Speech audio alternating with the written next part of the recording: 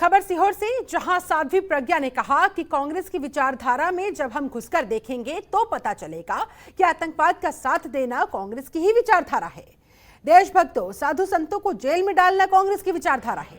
370 वापस लेने की सोचना कांग्रेस की विचारधारा है।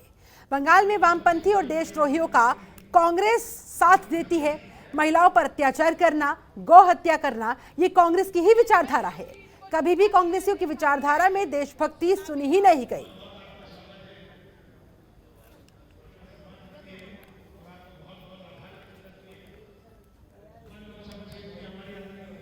जैसे कांग्रेस हमेशा चिल्लाती रहती है कि लोकतंत्र की हत्या की, भाजपा वालों ने लोकतंत्र की हत्या की, तो आज जिस दिन इंदिरा गांधी ने, कांग्रेस की नेता ने और जो प्रधानमंत्री थी उन्होंने अलोकतांत्रिक तरीके से जिस प्रकार से गद्दी हथियाने के लिए, सत्ता के लिए उन्होंने इमरजेंसी लगाई और उस इमरजेंसी में संपूर्ण तरीके से लोकतंत्र की हत्या की थी। आज वो दिवस है जिसके लिए हमारे कई देशभक्तों ने जेल में यातनाएं सही। दीपा श्रीवास्तव हमारे साथ, हमारी संवाददाता और ज्यादा जानकारी के साथ जुड़ी चुकी हैं, उनका रुख करते हैं। दीपा, पूरे फुल फ्लैश मूड के साथ साध्वी प्रज्ञा निशाना साधती दिखी कांग्रेस पर। कांग्रेस की विचारधारा पर सवाल खड़े करते हुए उन्होंने आतंकवाद का साथ देने वाली विचारधारा इसे बता दिया।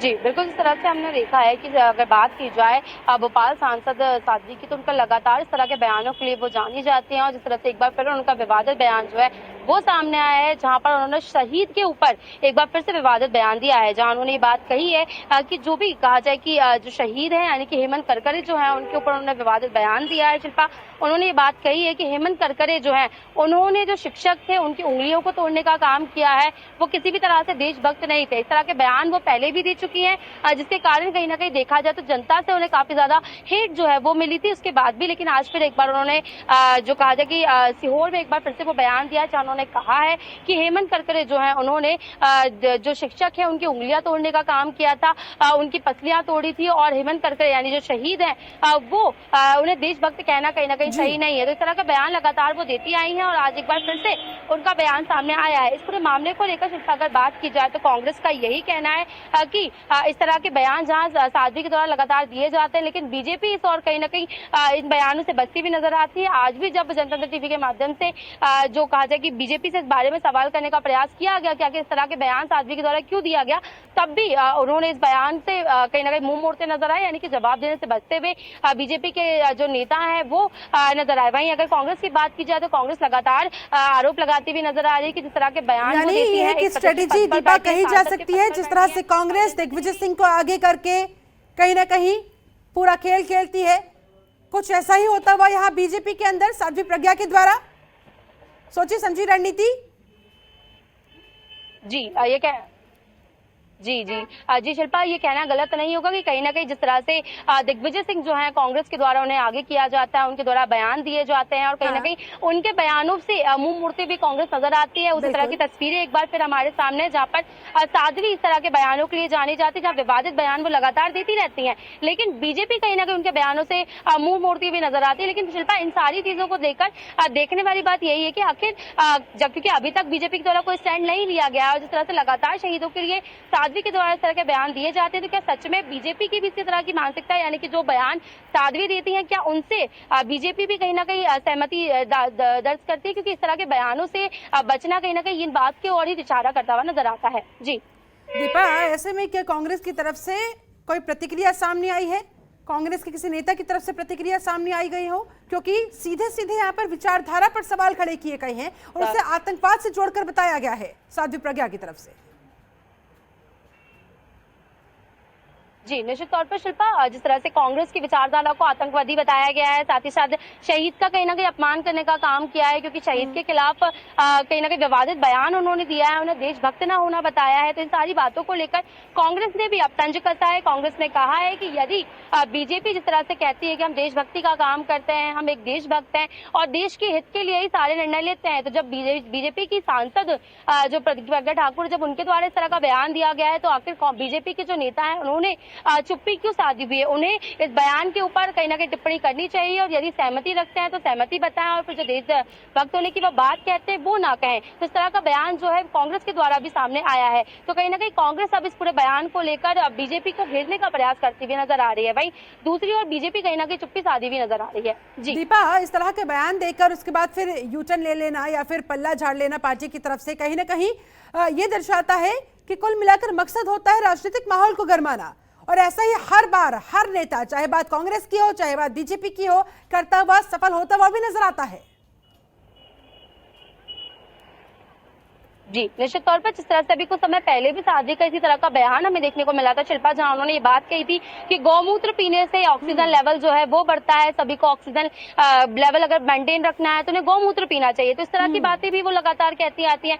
लगातार उनके द्वारा इस तरह के भ्रामक बयान, जिसे हम कह सकते हैं शिल्पा, वो दिए जाते हैं, लेकिन उसके बाद भी कहीं ना कहीं बीजेपी इस और ध्यान नहीं देती है, ना ही उनके खिलाफ कोई एक्शन लिया जाता है और ना ही कहा जाए कि सीरियसली शायद बीजेपी के द्वारा उनके बयानों को नहीं लिया जाता है। इसलिए कहीं ना कहीं ना उनके ऊपर कोई कार्रवाई होती है और ना ही किसी तरह की सफाई जो है बीजेपी के द्वारा पेश की जाती है। तो निश्चित तौर पर यह कहना गलत नहीं होगा कि राजनीति को गरमाने के लिए लगातार साध्वी के द्वारा इस तरह के बयान दिए जाते हैं।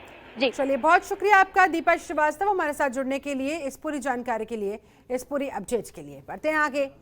देश के साथ साथ मध्य प्रदेश में भी डेल्टा प्लस के मामले बढ़ते जा रहे हैं। नए वेरिएंट के काफी केसेस सामने आ रहे हैं। मध्य प्रदेश में डेल्टा प्लस के 8 मामलों में से 3 मामले भोपाल से ही सामने आए हैं। प्रदेश में डेल्टा प्लस से लड़ने की क्या कुछ तैयारी है, इन सभी मुद्दों पर चिकित्सा शिक्षा मंत्री विश्वास सारंग से हमारी संवाददाता दीपा श्रीवास्तव ने की खास बातचीत। देखिए। मध्य प्रदेश में डेल्टा प्लस वेरिएंट के आने के बाद कहीं ना कहीं खतरा बढ़ता हुआ नजर आ रहा है। अभी तक प्रदेश भर में 8 मामले निकलकर सामने आ चुके हैं। हमारे बीच में चिकित्सा शिक्षा मंत्री विश्वास सारंग जी, इनसे बात करेंगे। सर, अभी तक 8 मामले पूरे प्रदेश में निकलकर हैं। सभी की कॉन्टैक्ट ट्रेसिंग हमने कराई है और उनमें से अधिकतर को वैक्सीन लगा हुआ है और उनकी तबीयत एकदम ठीक है। आगे इस तरह के मामलों की जांच जो प्रोटोकॉल है उस हिसाब से हम करवा रहे हैं। अभी तक पुणे भेजने पड़ते थे सैंपल, उसके बाद जांच हो पाती। की राजधानी भोपाल में ही हम जीनोम सीक्वेंसिंग शुरू करेंगे। एनसीडीसी माननीय मुख्यमंत्री जी के पहल पर जल्द से जल्द यहाँ जीनोम सीक्वेंसिंग शुरू कर रहा है। केंद्र सरकार ने इसी के साथ ये भी कहा है कि अब सावधान बरतने की बात कही जा रही है। नहीं, देखिए, जो भी केंद्र सरकार के निर्देश और प्रोटोकॉल है उनका पूरा ध्यान रखेंगे, पूरा पालन करेंगे। जी बिल्कुल, ये थे हमारे बीच में चिकित्सा शिक्षा मंत्री विश्वास सारंग जी, जिनका साफ तौर पर यही कहना है कि जो भी सावधानी बरतने की जरूरत है वो भी बरती जाएगी। साथ ही साथ मध्य प्रदेश नए वेरिएंट के लिए भी पूरी तरह से तैयार है। कैमरा पर्सन अंकित के साथ दीपक श्रीवास्तव, जनतंत्र टीवी, भोपाल। उधर ग्वालियर का सबसे अहम प्रोजेक्ट एलिवेटेड रोड बनाने के लिए ऊर्जा मंत्री प्रद्युम्न सिंह तोमर ने बैठक ली। इस बैठक में जहां ऊर्जा मंत्री प्रद्युम्न सिंह तोमर ने अधिकारियों को जरूरी दिशा निर्देश दिए। बता दें कि ग्वालियर शहर में आबादी बढ़ने के साथ ही ट्रैफिक का दबाव भी बढ़ रहा है, जिसके चलते कई जगह ट्रैफिक जाम के हालात बने रहते हैं। इसी समस्या से निपटने के लिए शहर में नाले के ऊपर एलिवेटेड रोड बनाने का प्रस्ताव राज्यसभा सांसद सिंधिया ने रखा था। अब तमाम प्रक्रिया पूरी करने के बाद एलिवेटेड रोड के लिए सारी तैयारियां पूरी हो चुकी है। यह प्रस्ताव कैबिनेट में भी भेजा जा रहा है, जहां ऊर्जा मंत्री ने इसी के चलते अधिकारियों के साथ मंथन किया और जल्द से जल्द काम पूरा करने के लिए अधिकारियों को दिशा निर्देश दिए। इस दौरान ऊर्जा मंत्री ने सभी अधिकारियों से 2 टूक कहा, अगर समय पर काम पूरा नहीं हुआ तो वो खुद मौके पर जाएंगे और काम करवाएंगे। यानी कि कुछ इस तरह का संदेश अधिकारियों तक पहुंचाने की कोशिश कि अपना काम ध्यान से और समय पर पूरा अवश्य करें। पैनी नजर लगातार ऊर्जा मंत्री की बनी हुई है। बेहद महत्वपूर्ण ये प्रोजेक्ट है। एलिवेटेड रोड बनाने के जरूरी दिशा निर्देश इस बैठक के जरिए संबंधित अधिकारियों को उनकी तरफ से दिए गए हैं।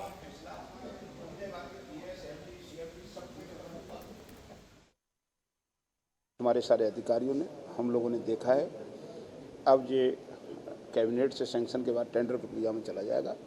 इसके लिए बैठक थी और शहर में सफाई के मैटर पे, गंदे पानी के मैटर पे, बरसात में नाले की सफाई हो जाए, स्ट्रीट लाइट चमक जाए।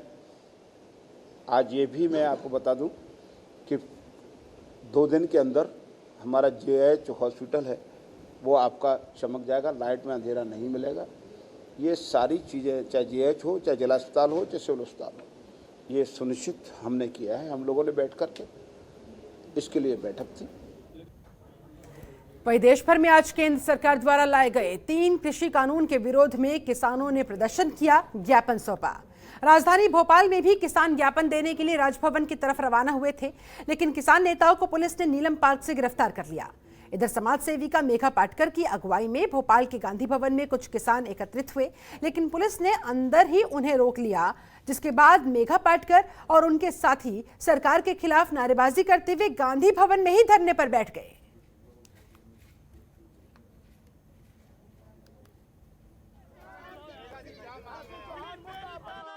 किसानों का आंदोलन जो है वो कहीं ना कहीं तेज होता हुआ नजर आ रहा है। आज मध्य प्रदेश की राजधानी भोपाल में कहा जाए जो किसान आंदोलन किया जा था उसको नजरबंद करने का भी प्रयास किया गया, कहीं ना कहीं आवाज को रोकने का प्रयास किया गया। बात करेंगे, कई लोग हैं यहाँ पर। मेघा जी, मैम, किस तरह से आप लोगों की आवाज को रोकने का काम किया गया, कहीं ना कहीं नजरबंद किया गया? जाने दे रहे हैं।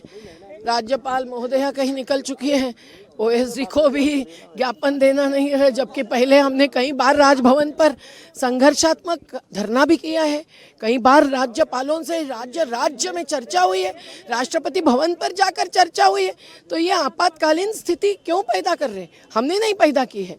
हम लोग अहिंसक सत्याग्रही हैं, हम कभी हिंसा का आधार नहीं लेते, ना जाति के, ना मजहब के, ना विकास के नाम पर ये अभी वहां तक जाने देने से भी डर रहे हैं। तकरीबन 7 माह का समय हो चुका, ज्यादा ही हो चुका है, लेकिन सरकार कहीं ना कहीं बात करने का भी प्रयास नहीं कर रही, लगातार कहीं ना कहीं आवाज को दबाने दिखावा तो कर चुकी है, पर उनका पास ये कॉर्पोरेटीकरण क्यों, इस सवाल का जवाब नहीं है। क्योंकि उन्होंने पहले ही अडानी अंबानी के साथ बहुत सारे एग्रीमेंट्स, अनुबंध कर दिए हैं। सुप्रीम कोर्ट ने तीनों कानून पर रोक लगाने के बाद भी एफसीआई का टेंडरिंग चल रहा है, साइलोज बन रहे हैं, उसके लिए जमीन छीनी जा रही है। बिल्कुल, जिस तरह से आप सुन सकते हैं कि किसानों का दर्द जो है वो कहीं ना कहीं अभी भी बढ़ता हुआ नजर आ रहा है। तकरीबन 7 माह से ज़्यादा का समय हो चुका है, लेकिन आंदोलन जो है वो भी अभी थमने का नाम नहीं ले रहा है। कैमरा पर्सन अंकित के साथ दीपक श्रीवास्तव, जनतंत्र टीवी, भोपाल। वहीं भोपाल में राजभवन पर किसानों ने 3 कृषि कानून के विरोध में जमकर प्रदर्शन किया, जिसके दौरान पुलिस ने नीलम पार्क पर किसान संघर्ष समिति के छिंदवाड़ा जिला अध्यक्ष और वरिष्ठ नेता सतीश जैन को गिरफ्तार कर लिया। उनके फोन भी छीन लिए गए। वहीं किसान नेता शिव कुमार शर्मा और मेघा पाटकर को गांधी भवन में ही नजरबंद कर दिया गया, जिसके बाद किसानों ने कहा कि 46 साल बाद आपातकाल को दोहराया जा रहा है, लेकिन किसानों का खेती बचाओ लोकतंत्र बचाओ आंदोलन यूं ही जारी रहेगा।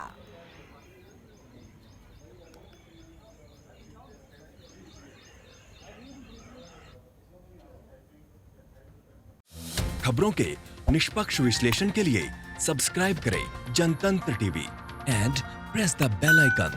Never miss any update.